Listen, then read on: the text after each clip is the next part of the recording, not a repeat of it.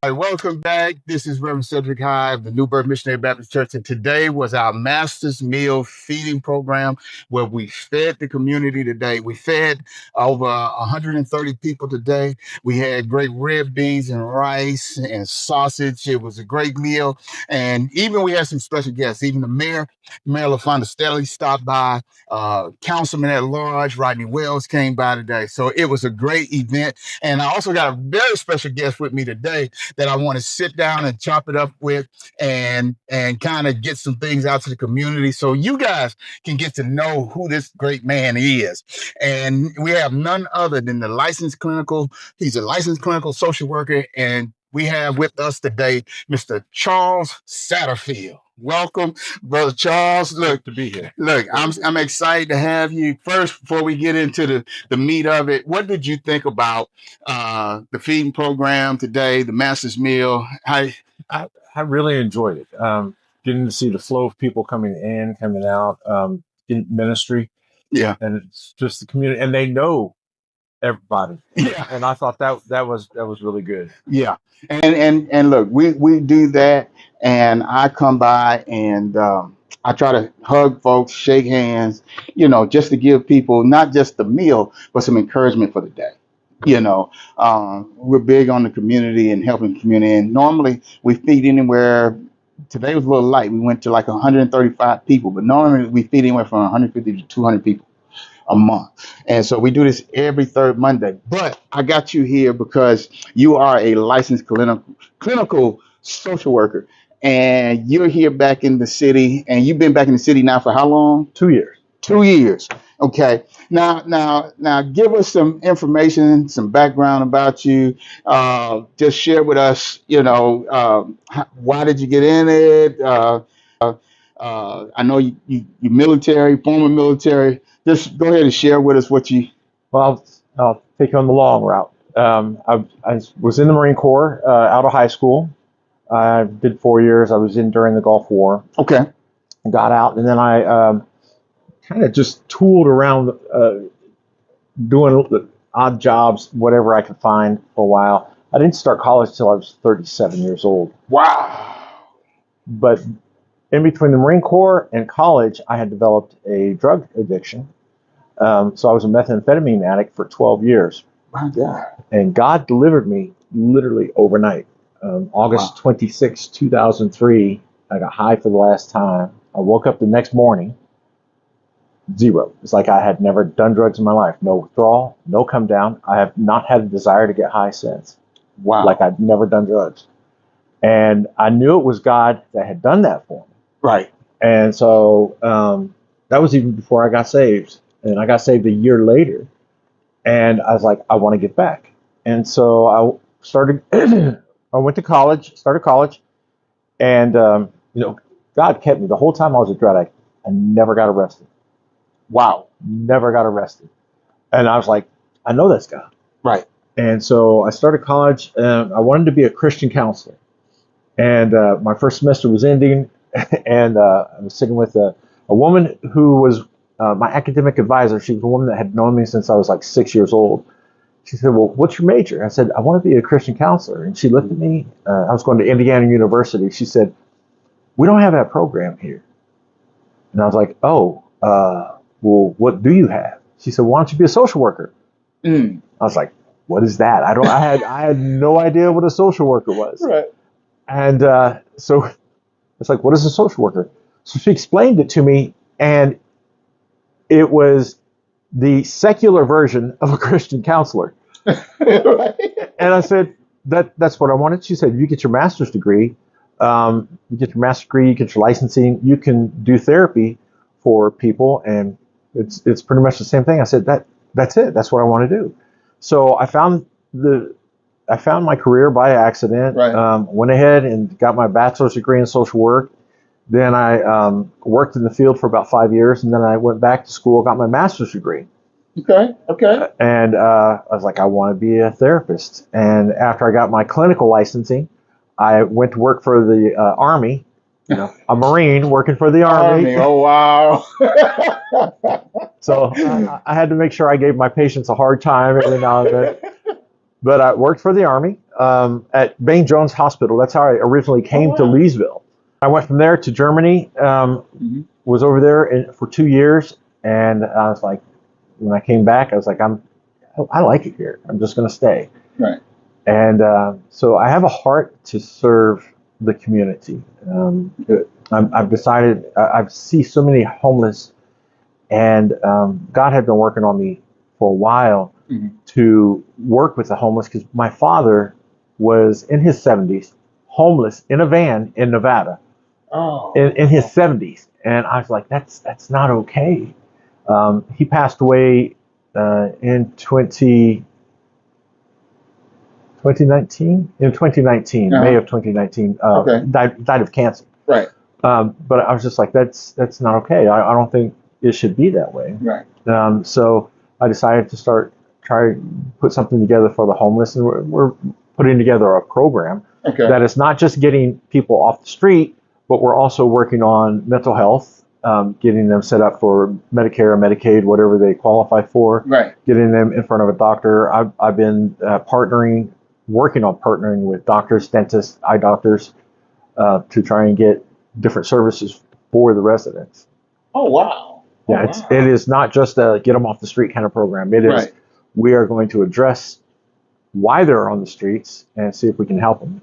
And the plan is to get, it's temporary housing, so it's transitional housing that I'm putting together.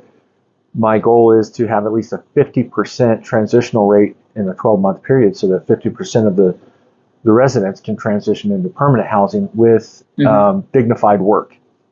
Okay. Wow. This program that you have that you started here. When did you start this program? It is actually in its infancy stage. Okay. So I'm in negotiation right now for the land. Okay. Which I have no doubt that it's going to be granted. We'll have the land, and so what I want to do is have 20 pods available, so that we can get people housed.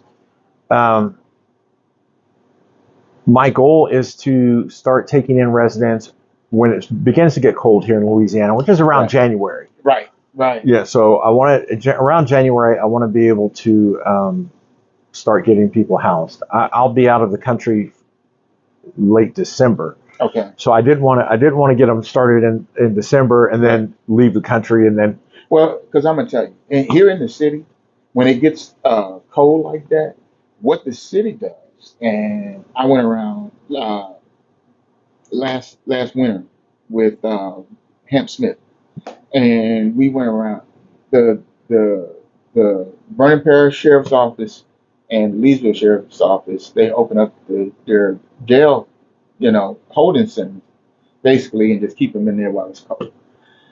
And that was the plan. And I believe one year they opened up the Vernon Parish Fairgrounds and let them stay there while it was cold. Because we do have a homeless problem. My concern is that since last winter, it has become illegal to be homeless. Yeah. And what has happened is there's been legislation, and I'm not a Democrat Republican kind of guy. It's just these are people. They need us. Right. And the legislation that was passed was vagrancy. It was they hinged on the 14th Amendment. Right. So they started to hit on that vagrancy piece with the 14th Amendment. And so I don't know if those services are going to be available this year. And I'm really concerned about that. Right. So I'm trying to, that's why my goal is, like, when it starts to get cold, I want to be able to house some people. Okay. Now let's talk about this program. Okay. And I know you said you got some stuff because I want to kind of talk about.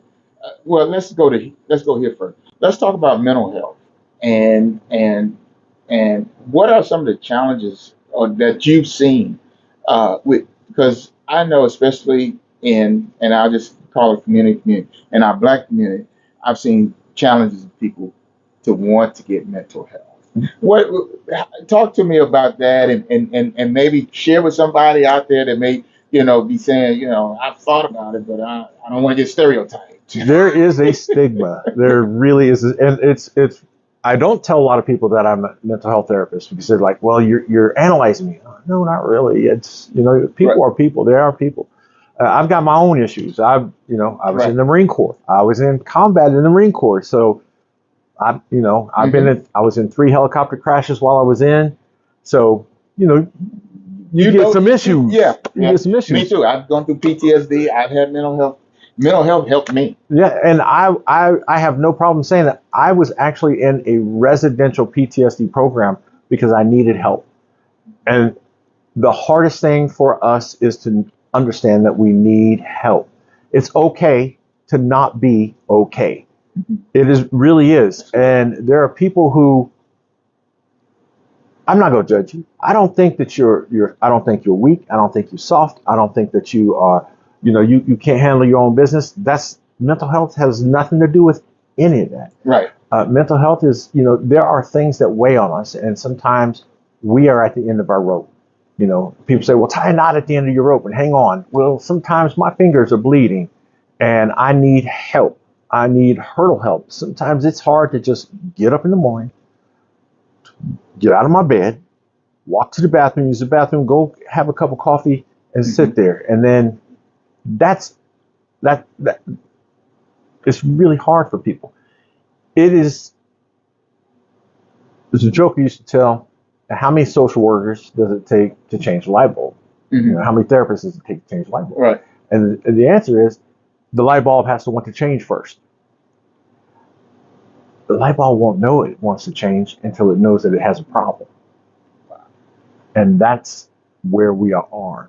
Because we come from, especially black people, we come from a society where it's like, no, no, no, we don't do mental health because we have to be stronger than everybody else because nobody cares about us. Nobody's going to help us. Ain't nobody going to help us. Right. That's not true. Very few people will help us, but it's not nobody. Right. It is not an absolute. Like for me, I wanted to open a clinic here, but right now I'm in a place that I'm so busy trying to get this project Mm-hmm. off the ground. But when I do get to where I'm opening the clinic here, what I'm going to do is, if you don't have insurance, I don't care. We work on a sliding scale. If you are in a place where financially all you got is $10 to pay for your session, okay, okay. I'm not, God has blessed me. I'm not doing this for the money. Right. It's not about money to me. That's beautiful. I'm not a money person. I'm not a material person. Right. And I thank God that He's always had His hand on me, like always had His hand on me. I look back at my life, never arrested, ever been arrested. He delivered me from drug addiction. I have been around the world because God has opened up doors for me. If you had something to share with somebody about what they're going through, what they may be dealing with, and you want to just give them a word of encouragement from your experience and being a licensed clinical social worker and mental health therapist, what would you tell them? Somebody that's out there struggling. I would say that scripturally, weeping endures for the night. Joy comes in the morning. But that does not mean that you have to spend the night alone. It does not mean that you have to fight that fight on your own. You have a pastor, you have friends, call someone. Because 9 times out of 10, suicide or self-harm happens in isolation. So do not spend it by yourself. Call your pastor, call a friend, call someone, and get in church. That's going to be a foundation set for you that will change your life. No, beautiful. All right, Charles, I thank you for coming. Listen, if people need to reach out to you, get in contact with you, learn more about what you're doing, is there a name, website, number, anything you want to put out there? I have an email for Positive Hope Community, and I cannot remember it off the top of my head. Actually, I'm going to direct them to you, and Okay. I'll get you the contact information if that's Perfect. okay. Perfect. If you want to reach Mr. Charles, all right, I want to tell you right now, Positive Hope Community, he's getting ready to do something powerful for the city. It's going to help the homeless population, and I'm excited about it. And, you know, I'm on board, and I'm praying that other city officials and other pastors, if you're listening out there in Leesville, you need to meet Mr. Charles. He's going to help us. He's here to help the city, and he has a heart to serve. So get in contact with me. You can reach me on Facebook. Y'all know how to reach me. It's pretty easy, Mr. Charles. So reach out to me, and I will get you the information and get it to Mr. Charles, because look, we're all here doing this together to help the community. So thank you, Mr. Charles, again for coming out. Thank you, I Pastor, for hope having me. you enjoyed it. Look, I would love to even have you come visit the church. And look, I'm going to try to set something up. I usually set it up in the month of around May. I kind of use it for I mean, is it May, the mental health month? What's the mental health month? April. April, No, March. I'm sorry, March. March. That's what it is. You got me March, fibbing over here. March. I usually set it up in March, and I would love for you to come in March and be our guest speaker to talk to us about mental health. And you know, I just basically let you, you know, you have a whole session with the church. You know, I invite the community to the church, and we talk mental health, and allow them to ask questions. You know, I know you can't do therapy in that, but they're you know, some people may ask questions about anger, depression, how to handle It would something. be my pleasure. Well, I thank you, and you got a date, brother. Thank you. Thank you. And we're praying for him that in January he has the Pots of Hope community, and he has his land, his space, and we're going to keep you guys informed as much as possible with the progress that he's making. He's going to let me know, and I will definitely share it with you all so that we can do the best we can for our community. God bless y'all. We'll talk to y'all again next month at the Masters Meal Feeding Program. God bless.